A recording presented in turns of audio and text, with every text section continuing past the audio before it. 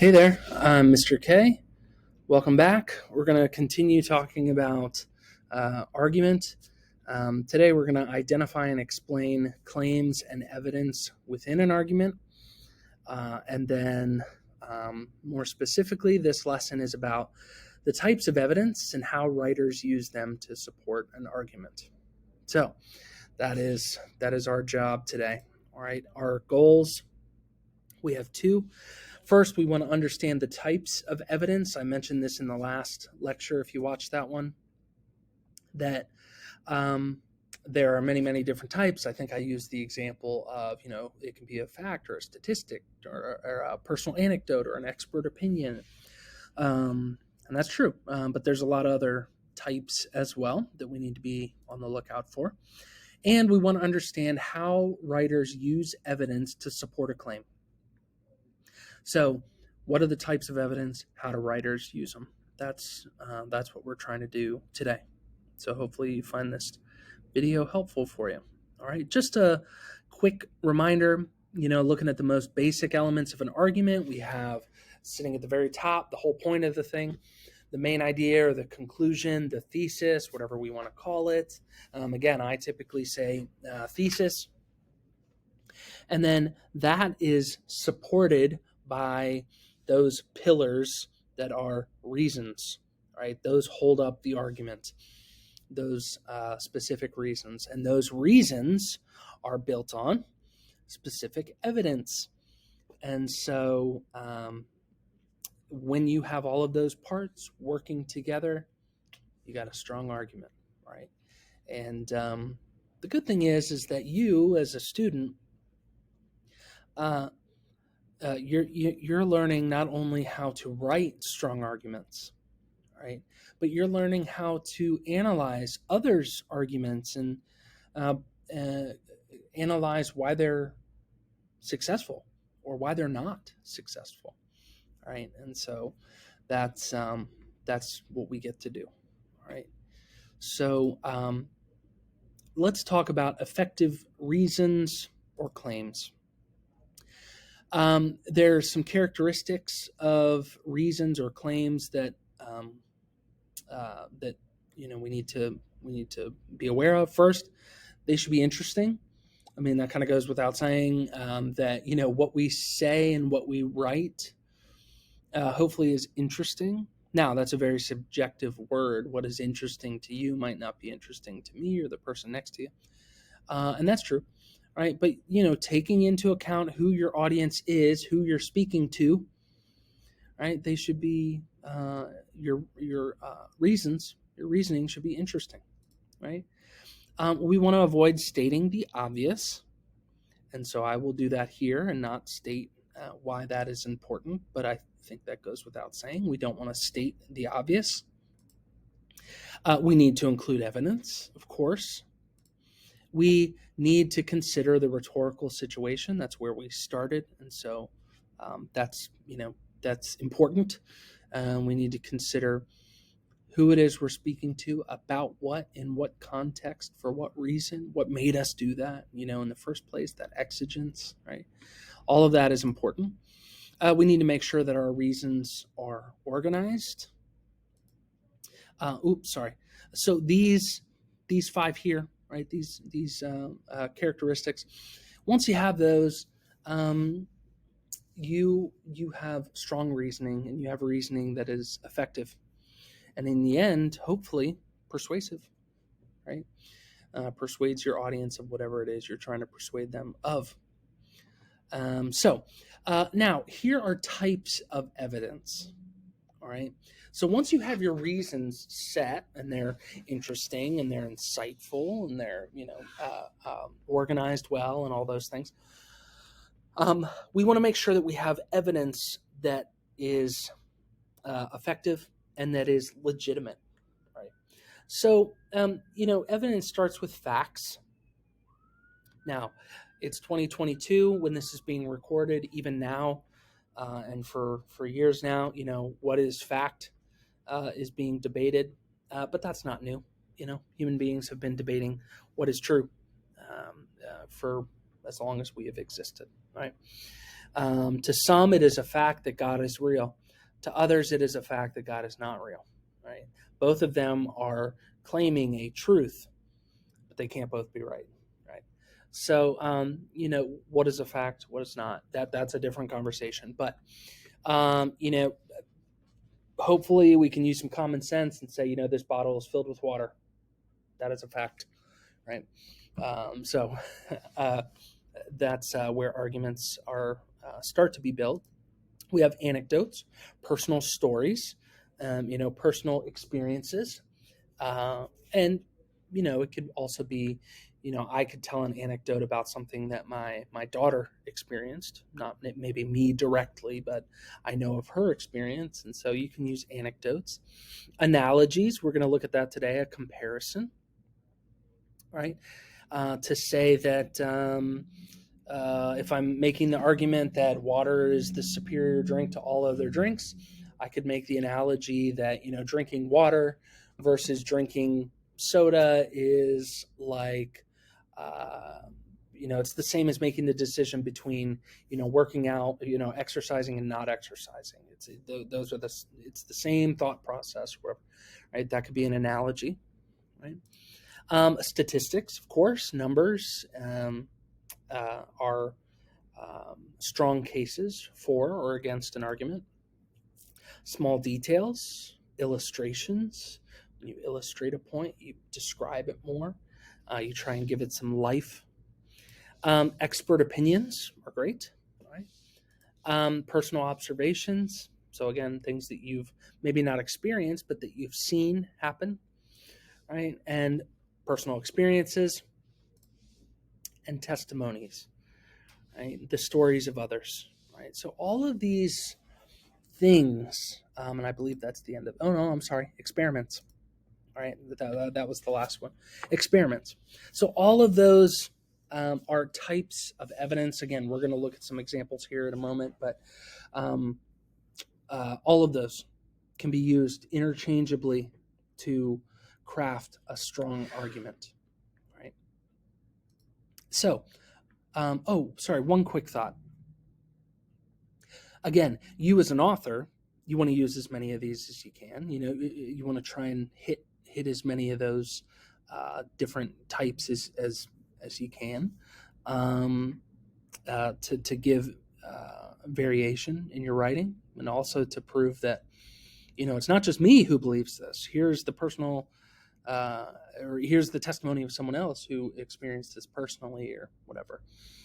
But you as a reader, as a consumer of information, if you are listening to an argument that's being made and the person is only using facts or statistics from one single source, look at that source. Where did it come from? Right? Who led that experiment? Right?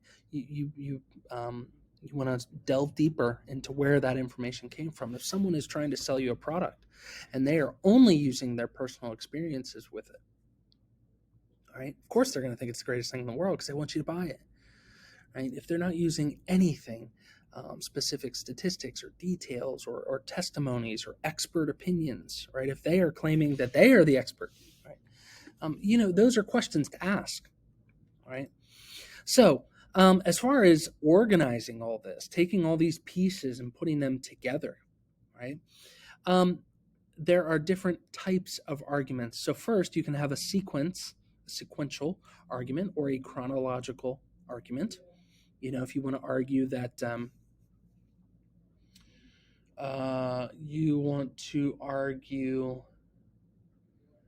today's fashion in 2022 is the most radical of all time.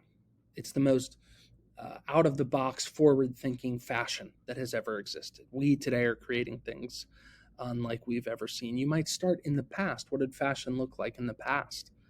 And then move forward decade by decade and look at how it's changed over time, right? That's a chronological argument. A description, these are, I think it's safe to say, probably the most common. It's describing a problem, right? If you are at your school, if you're trying to lobby for a change in the cell phone policy or the tech policy of some kind, you might describe the experience as a student, what it's like to live under, the current rule as it is. Here's what it's like to be a student. All right. So let me describe to you a teacher of mine or a professor of mine gives me an assignment, and my phone is actually necessary in order to do it. And yet I can't do it because of the tech policy, whatever you're describing. You're going into detail about a problem, right? You can have a cause and effect. All right. To try and persuade someone to stop smoking, you might say, what you might use cause and effect to look at how smoking is unhealthy, and specifically how, what are the effects. You might compare and contrast. All right, so you might compare the modern day feminist movement to the 1920s feminist movement, and compare those and contrast those, whatever, to make an argument for or against, whatever the argument is. I'm not claiming, I'm not making a claim here. I'm just using examples. But that would be a comparison or contrast. Problem solution, right? I go to my local what are those things, like local government meeting, and I'm talking about the state of the roads around my house and my neighborhood, right? I might point out the problem, and then I might offer a solution. Here's how we can get these things fixed, right? There are potholes everywhere, and they're dangerous. People are breaking their ankles and falling off their bikes, whatever. That would be a problem solution argument, right? You might order it in order of importance. This is really common. I think especially for high school students, this is a common way of writing an argument, but you might start with reason 1, which is important. Reason 2 is even more important. Reason 3 is crucial. I've even seen students reverse it. Start with the hit, the bang. Here's reason 1. Whoa, oh my gosh. Here's reason 1 to consider my argument. It's huge, and then it kind of lands the argument as it goes. There's different ways to do it. And you might go logically by topics or claims. This is usually if you have if you're making an argument of some kind that is multifaceted, meaning there's many sides. All right, let's say the abortion debate. All right, Roe v. Wade was just overturned, and so people are talking about this, and you might start with talking about the political ramifications. Then you might talk about the health related ramifications, and then you might start with the personal liberty ramifications, for or against, or whatever. So logical organization by topic or by claim, and of course a combination of all of those, right? Especially in longer arguments. If you're reading an opinion piece in the New York Times, and it's a 35-minute read, it very well may be, the main structure might be a cause and effect, but then within that cause and effect, you have a problem solution paragraph, and you have order of importance section, and it's moving like that. As an AP Lang student, most likely you're gonna have kind of one structure that you stick to, and of course we'll look at examples of all these different types as time goes on. Okay, so with that, let's look at an example. All right. Excuse me. I took this example straight from AP, CollegeBoard, where they have those daily videos, and the speaker is Dawn Knight, and Dawn is making an argument. Right. So we're going to look at how Dawn did that. A little bit about the speaker. Dawn Knight is an Indiana University graduate, a former student of George Taliaferro. Don Knight's audience is Indiana University Press, so that's where it was published. And then the main idea of the thesis, remember the thing that's being held up, you should publish my book about George Taliaferro. So Knight is pitching the book that they've written, right? And they're trying to get it published. Now, how did they go about doing that? What argument did they make? Well, they started here. First, let me tell you about George Taliaferro, right? First reason, he was an NFL trailblazer. Why is it important to publish my book about George Taliaferro? Because he was an NFL trailblazer. Specifically, he was the Jackie Robinson of the NFL, which is an analogy, that type of evidence. Taliaferro was the first black man drafted by an NFL team. That is a statistic. And he was the first black man to play the quarterback position in the NFL, also a statistic, right? An analogy, and then two stats, all right? Now, where does Don Knight go after he was an NFL trailblazer? Then goes to, he was an elite professional football player. Specifically, he still holds the record for most positions played. He played 7 on both offense and defense, a statistic. He was a 3-time Pro Bowler in 1951, 52, and 53, another statistic. And former teammates said he should be in the Hall of Fame. That is a personal observation or a detail. It's kind of a combination of both, right? Then Knight goes to reason 3. His contribution to society went beyond the football field. Specifically, he worked with prisoners, which is a detail. He was a philanthropist, which is a testimony. He was an educator and mentor, a personal anecdote, right? This person knows personally because, she studied under George Taliaferro, right? And then reason 4, he made major contributions to Indiana University. He was a student athlete who led Indiana University to an undefeated season in Big Ten championship, a statistic. He was a special assistant to IU President John Ryan, which is a detail. He was a professor of social work, which is a detail / personal anecdote. He mentored student athletes, a testimony. He inspired students, testimony. So using others' words. So we can see this is, without looking at a full essay, this is the outline of the argument, right? So let's analyze this argument, all right? And in doing so, we don't just list the components, all right? We don't just say, here's, and this person did the same thing, Knight right here. The main idea of the thesis, in the end, you would expand on these ideas, right? But we're not going to just list the components. What we want to do is we want to analyze the choices a writer makes for a specific purpose to a specific audience. So we're going to look at Knight's argument and not just say, here is what Knight said, here's what they're arguing, here are the reasons, here are the evidence. That's done for us. It's already listed, right? What we're trying to do is we're trying to look at, okay, what are the strengths and weaknesses of this argument? What could be done differently, etc. Right? So we want to consider the organization of the argument, whether it's effective, and we want to consider whether the evidence a writer chose to support their argument is effective for their specific audience. Would it actually appeal to them? Right? So let's look at that. Here's the overall argument, right? The kind of skeleton of it, the outline. So we want to think, who is the audience?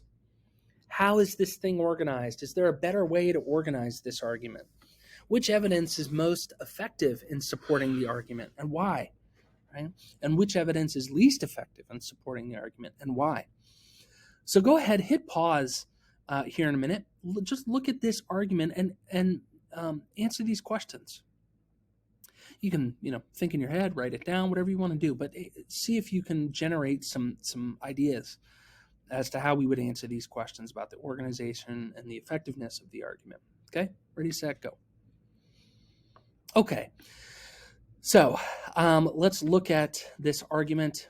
First of all, let's start with who the audience is. We know, it tells us at the top, Indiana University Press, an academic publisher. Okay, we need to use this author, Don Knight, would need to use, and I'm sure did, use appropriate language for that audience, for Indiana University Press, right?